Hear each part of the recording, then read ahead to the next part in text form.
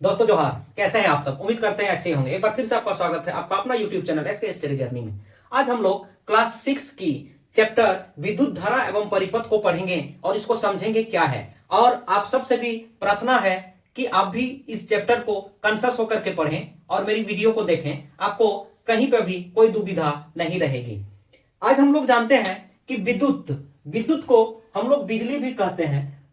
बहुत सारे ऐसे भी बच्चे हैं जो विद्युत के बारे में कहने पर क्या मतलब होता है कह ही नहीं पाते हैं, लेकिन जैसे ही उसको बिजली कहते हैं वो तुरंत समझ जाते हैं वो अच्छा बिजली है। आज हम लोग उस दौर से गुजर रहे हैं, उस युग में पहुंच गए हैं जहां बिना बिजली का कोई भी काम हमारा नहीं हो पाएगा और बिना बिजली का हम लोग नहीं रह पाएंगे। चाहे घर में हमारे बल्ब से लेकर के, पंखा से लेकर के, पंप से लेकर के, या फिर जो भी इलेक्ट्रॉनिक गैजेट्स हो, मोबाइल हो, टीवी हो, घड़ी हो, सारा चीज आज हमारा विद्युत से ही चलता है। कह सकते हैं कि आज की जो समाज है बिना बिजली का नहीं रह सकता है। तो आइए जानते हैं हम लोग कि अब विद्युत क्या है, विद्युत धारा क्या है और इस चैप्टर में क्या क्या दिया गया है।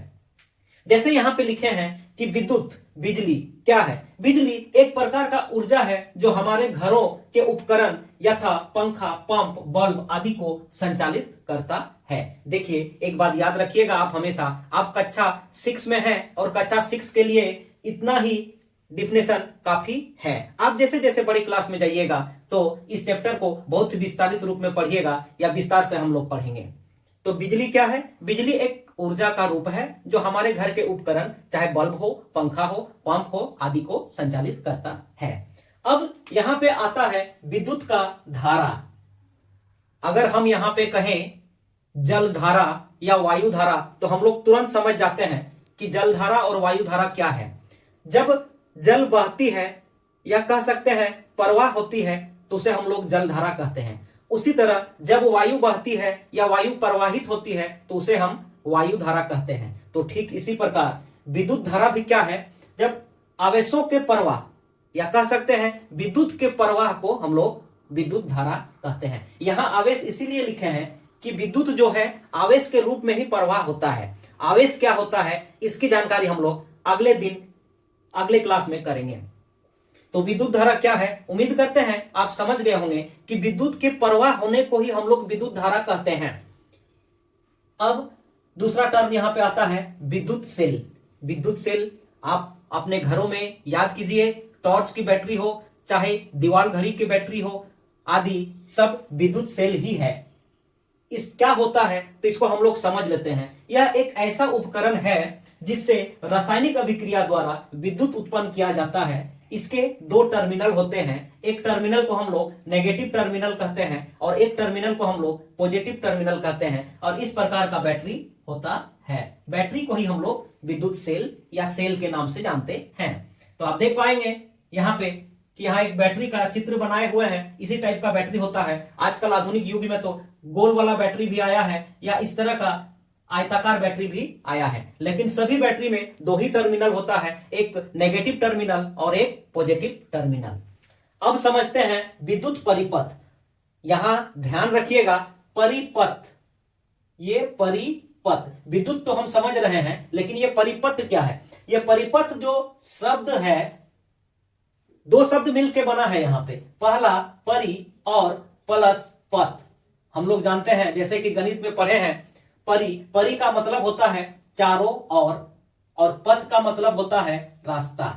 कह सकते हैं कि विद्युत जब प्रवाह होता है तो जिस रास्ता से वह प्रवाह होता है उसको हम लोग विद्युत परिपथ कहते हैं। वही चीज यहां पे भी लिखे हैं कि एक ऐसा परिपथ जिससे विद्युत प्रवाहित होता है विद्युत परिपथ कहलाता है। यह दो प्रकार का होता है, आगे हम लोग जानेंगे। एक होता है खुला परिपथ और एक होता है बंद परिपथ। यहां पे एक बात हमेशा याद रखिएगा, अगर ऑब्जेक्टिव में क्वेश्चन आता है कि कौन सा परिपथ में विद्युत का प्रवाह पूर्ण होता है तो यहां पे हम लोग लिखेंगे बंद परिपथ में। जब तक परिपथ बंद नहीं होगा, जब तक रास्ता पूरा नहीं होगा, विद्युत का प्रवाह नहीं होगा और बल्ब नहीं जलेगा या कोई भी विद्युत से संचालित उपकरण नहीं चलेगा। आप इसको ऐसा समझ सकते हैं कि जब तक पथ यानी कि रास्ता पूरा नहीं होगा उसमें किसी भी प्रकार का गाड़ी वगैरह का चलना संभव नहीं हो पाएगा। उसी प्रकार जब तक पूरा रास्ता नहीं होगा, बंद रास्ता नहीं होगा, उसमें विद्युत का प्रवाह नहीं होगा। और खुला परिपथ में विद्युत का प्रवाह नहीं होता है, विद्युत का प्रवाह बंद परिपथ में होता है। तो यहाँ परिपथ बनाने के लिए हमें क्या क्या चीज की जरूरत होगी, तो यहाँ पे हम लोग लिखे हैं, पहला है कोई भी बल्ब या किसी भी प्रकार का उपकरण। यहाँ बल्ब का उदाहरण इसीलिए लिए क्योंकि ये बैटरी से संचालित होता है। दूसरा सेल यानी कि बैटरी, तीसरा स्विच और चौथा तार। यहाँ पे एक परिपथ बनाए हुए हैं हम, आप देख पा रहे होंगे इस परिपथ में क्या है कि यह तार है, यह तार है। यहां पे बैटरी लगा हुआ है, बैटरी या इसको कह सकते हैं हम लोग सेल। यहां पे ये जो है ये है स्विच, स्विच, और ये बल्ब है। यहां पे आप देख पा रहे हैं यह परिपथ जो है यहां पे खुला है, पूरी तरह से बंद नहीं है, इसीलिए यह बल्ब अभी नहीं जला है। जैसे ही यह परिपथ बंद हो जाएगा यानी कि इस स्विच को हम लोग प्रेस करेंगे और ये स्विच जो है यहां से यहां जुड़ जाएगा, तो ये बल्ब भी यहां पे दीप्त यानी कि जल उठेगा। और जैसे ही परिपथ खुला हो जाएगा या कह सकते हैं यहां से स्विच को इधर ऑफ कर देंगे तो यह खुला परिपथ बनेगा और बल्ब भी यहां पे ऑफ हो जाएगा। तो उम्मीद करते हैं कि परिपथ के बारे में आप पूरी तरह से समझ गए होंगे कि बंद परिपथ में कोई भी उपकरण संचालित होगा और खुला परिपथ में संचालित नहीं होगा। इस परिपथ को इंग्लिश में सर्किट कहते हैं। तो खुला परिपथ और बंद परिपथ आप समझ गए। अब आगे देखते हैं कि हम लोग का चैप्टर में क्या पढ़ना है। आगे जिससे होकर विद्युत प्रवाह होती है उसे विद्युत का चालक कहते हैं। ऐसा कई धातुएं हैं जिससे होकर के विद्युत बहुत ही आसानी से प्रवाहित होती है, उस धातु को या उस पदार्थ को हम लोग विद्युत का चालक कहते हैं।